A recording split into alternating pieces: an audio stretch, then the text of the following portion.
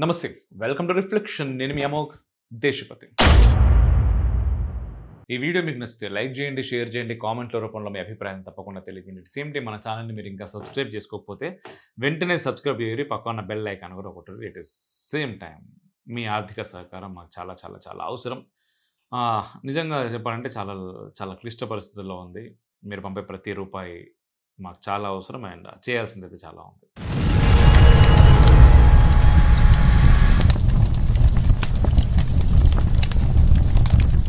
జాతీయ భద్రత అత్యంత ప్రాధాన్యతనిస్తూ పశ్చిమ బెంగాల్ ముఖ్యమంత్రి సువేందు అధికారి మరొకసారి కీలక నిర్ణయాలు తీసుకుంటాం.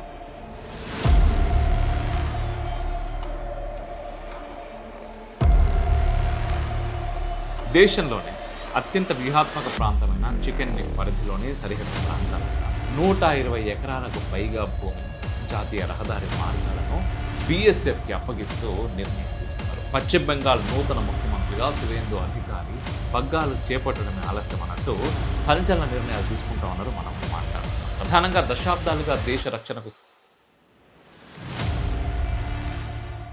రాష్ట్రంలోని అత్యంత సున్నితమైన వ్యూహాత్మక 22 కిలోమీటర్ల చికెన్ నెక్ ప్రాంతంలో సరిహద్దు ఫెన్సింగ్ నిర్మాణానికి కేంద్రం కూడా చాలా వేగంగా అడుగులు వేస్తోంది.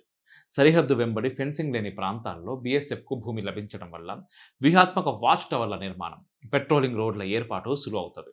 అదే సమయంలో దేశ రక్షణకు సంబంధించి కేంద్ర హోంశాఖ, రాష్ట్ర ప్రభుత్వం ఒకే తాటిపైకి రావడం వల్ల జాతీయ భద్రత మునుపెన్నటూ లేనంతగా పటిష్టం కానున్నదని వ్యాఖ్యానిస్తున్నారు. చికెన్ నెక్ అనంగానే కోడిమెడ దేశానికి గుండెకాయ ఏమిటని అనుకుంటున్నారు.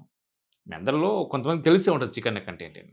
అలా అనుకుంటే ఖచ్చితంగా మీరు కూడా పొరపాటు పడినట్టే. భారత సరిహద్దు రాష్ట్రమైన పశ్చిమ బెంగాల్ ప్రాణవాయువు వంటి ప్రాంతం. ఇదే దేశానికి గుండెకాయ కూడా. ఈ ప్రాంతమే దేశానికి ఆయువు పట్టు. అత్యంత వ్యూహాత్మక భూభాగం. భారత్లోని ఈశాన్య రాష్ట్రాలను దేశంతో అనుసంధానించే ఒక సన్నని భూభాగం. ఈ ప్రాంతాన్ని శత్రు దేశాలు ఆధీనం చేసుకుంటే 8 ఈశాన్య రాష్ట్రాలకు విశాల భారత్కు మధ్య బంధాన్ని తెంచేయొచ్చు. చికెన్ నెక్పై వైరి దేశాలు సుదీర్ఘకాలంగా వ్యూహాత్మక విధానాలు అవలంబిస్తూ ఉన్నాయి. బంగ్లాదేశ్ నుంచి అక్రమ చొరబాట్లు ఈ దేశానికి నిజంగా ప్రధాన సమస్య. మాదక ద్రవ్యాలు, నకిలీ నోట్ల చెలామణి, ఆయుధాల రవాణా వంటి సమస్యలు ఈ ప్రాంతాన్ని భద్రతా దృష్ట్యా కీలకంగా చేసింది. ఈ ప్రాంతంలో భారత సైన్యం, అస్సాం రైఫిల్స్, బీఎస్ఎఫ్, ఎస్ఎస్బి వంటి బలగాలు పహారా కాస్తాయి. మొత్తంగా చికెన్ నెక్ భారతదేశ భౌగోళిక సమగ్రత, ఆర్థిక స్థిరత్వం, జాతీయ భద్రతకు ఒక మూల స్తంభం అంటారు అంతర్జాతీయ నిపుణులు. 2000 సంవత్సరం తర్వాత నుంచి చికెన్ నెక్ ప్రాంతం నుంచి అస్సాం, బీహార్, పశ్చిమ బెంగాల్ రాష్ట్రంలోకి అక్రమ వలసదారులు చొరబడ్డారు. సిలిగురి నగరం చుట్టూ ఉన్న 20 నుంచి 22 కిలోమీటర్లు ఉండే ఈ ప్రాంతం అంతర్జాతీయ సరిహద్దులు కలిగి ఉన్నది. చికెన్ నెక్కు పశ్చిమాన నేపాల్, ఉత్తరాన భూటాన్, దక్షిణాన బంగ్లాదేశ్, తూర్పున ఈశాన్య రాష్ట్రాలున్నాయి. హోంశాఖ 2019 నివేదిక ప్రకారం బంగ్లాదేశ్ నుంచి సుమారు 1.5 కోట్ల మంది అక్రమ వలసదారులు భారతదేశంలోకి ప్రవేశించారని ఒక అంచనా. ఈ ప్రాంతం డార్జిలింగ్, జల్పైగురి జిల్లాల్లో విస్తరించున్నది. యుద్ధ సమయాల్లో సరిహద్దుల్లో ఉండే సైనికులకు అవసరమైన సైనిక సహకారాన్ని, ఆయుధ నిల్వల్ని తరలించడంలో ఈ ప్రాంతమే కీలకం. పటిష్ట భద్రతా చర్యలు తీసుకోకపోతే చైనా సమీపంలోని చుంబి లోయ నుంచి 130 కిలోమీటర్ల దూరంలో ఉండే ఈ ప్రాంతాన్ని ఆక్రమించడం సులభమవుతుంది. కీలక పైప్ లైన్లు, కమ్యూనికేషన్ కేబుల్ సైతం ఇదే మార్గంలో ఉన్నాయి. 2017లో డోక్లాం సంక్షోభం తర్వాత భారత ప్రభుత్వం ఈ ప్రాంతం మీద పట్టు పెంచాలంటే దేశంలో అతిపెద్ద మిలిటరీ చౌక్ పాయింట్గా చేయాలనుకున్నది. బీఎస్ఎఫ్ బేస్ను ఏర్పాటు చేయాలనుకుంది. చికెన్ నెక్ ప్రాంతంలో 7 జాతీయ రహదారులపై కేంద్రం ఆధీనంలోకి రావాలి. సాంకేతిక, రాజకీయ కారణాలతో పశ్చిమ బెంగాల్లో మొన్నటి వరకు అధికారంలో ఉన్న తృణమూల్ ప్రభుత్వం నిరాకరిస్తూ వచ్చింది. దేశ విభజన సమయంలో ఏర్పడిన ఈ కారిడార్ 78 ఏళ్ల నాటి ఒక చారిత్రక తప్పిదమని, దశాబ్దాల క్రితమే దాన్ని సరిదిద్దాల్సిందని, గజరాజుగా మార్చాలన్నారు ఈషా ఫౌండేషన్ ఫౌండర్ జిగ్గి వాస్తవ్. సిక్కిం సరిహద్దుకు సమీపంలోని చుంబి లోయలో చైనా సైనిక స్థావరాలను విస్తరించింది. చైనా ఈ ప్రాంతంలో రోడ్లు, హెలీప్యాడ్లు, ఆయుధ గిడ్డంగులు నిర్మిస్తోందని 2021లో బయటపడిన శాటిలైట్ ఇమేజెస్ ఖరారు చేశాయి. 2022లో రక్షణ శాఖ సైతం ఈ ప్రమాదాన్ని పసిగట్టి వ్యూహాత్మక జాగ్రత్తలకు శ్రీకారం చుట్టింది. 2018లో జాతీయ భద్రతా సలహాదారు అజిత్ దోవల్ ఈ చొరబాట్లు ఈశాన్య రాష్ట్రాల డెమోగ్రఫీని దెబ్బతీస్తున్నాయని హెచ్చరించారు.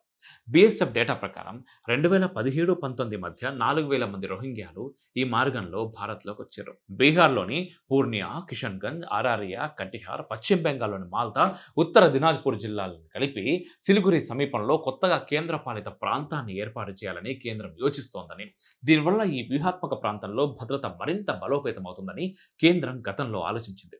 ఒకవేళ మమతా బెనర్జీ మరోసారి అధికార పగ్గాలు చేపట్టి ఉంటే ఇదే జరిగేదంటారు నిపుణులు కూడా. రాడ్క్లిఫ్ కుట్ర ఏంటి అనేది ఒకసారి మనం తెలుసుకునే ప్రయత్నం చేద్దాం. 1947లో సిరిల్ రాడ్క్లిఫ్ భారతదేశాన్ని సందర్శించకుండానే 45 రోజుల్లో విభజన రేఖలు గీశారు. అప్పట్లో మన నాయకులు వాయువ్య సరిహద్దులపై పెట్టిన దృష్టిని బెంగాల్ విభజనపై పెట్టలేదు.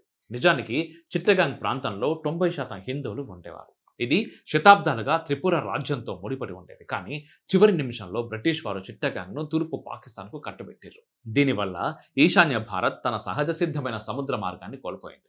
గతంలో ఆఫ్ఘనిస్తాన్ని పాకిస్తాన్ బ్లాక్మెయిల్ చేస్తున్నప్పుడు భారత్ ఇరాన్లోని చాబహార్ పోర్ట్ అభివృద్ధి చేసి ప్రత్యామ్నాయం చూపింది. అదేవిధంగా ఈశాన్య భారత్ విషయంలో కూడా భారత్ తన భౌగోళిక శక్తిని పెంచుకోవాలనేది భారత ప్రభుత్వ వ్యూహం.